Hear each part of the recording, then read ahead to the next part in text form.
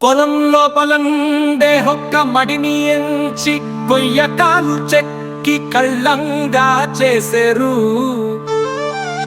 చెక్కిన కళ్ళంలో నీళ్లు కొన్ని చల్లి కొర్రబంతి కట్టి పశువులతో తిప్పేది. బంతి తిరిగిన కళ్ళం అనిగి అద్దంలా మెరిచే.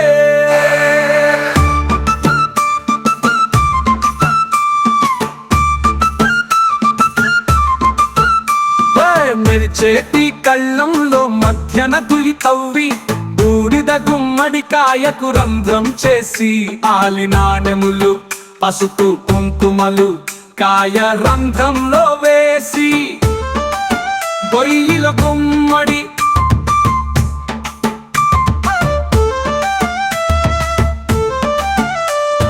కాయ పూడ్చి పెట్టి కుప్ప పెట్టిన వరి మోపులన్నీ తీసి కళ్ళంలో పరచి పశువుల బంతిని దానిపై తిప్పేది.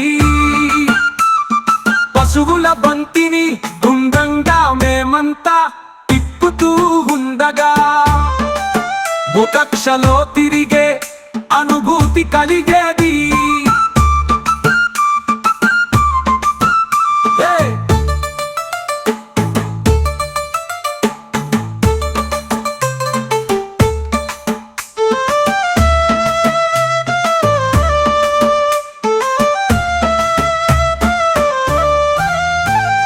బంతి తిరుగుతూ ఉంటే చివర కొక్కెమున్న పెద్ద వెదురు కర్ర తెగమాదిగా చేపట్టి నలిగిన వరి గడ్డి తల క్రిందులుగా చేసే. ఆంతి విడిచే ముందు ఆ కర్ర చేతితో పిరికెడువలు పట్టి కళ్ళం చుట్టూ తిరిగి తొలిగోలి అంటూ నొక్కి చేతిలో వడ్లు కళ్ళంలో విడిచేది.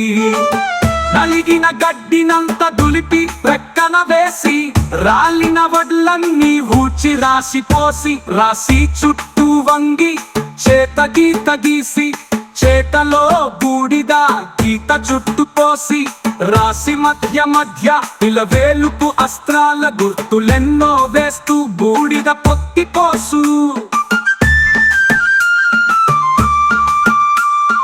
రాత్రి వేళల్లో అందరం కలిసి కళ్ళ కాపలుండగా చీకట్లో మీరేమి భయపడకండి మిలమిలా మెరుస్తూ.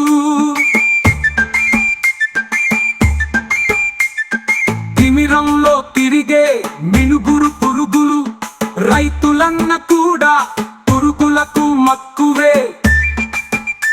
రమ వెలుగుకుతూ చీకటి చెరగదని తెలిసి కూడా నవ్వి దివ్వెలుగా వెలుగేవి.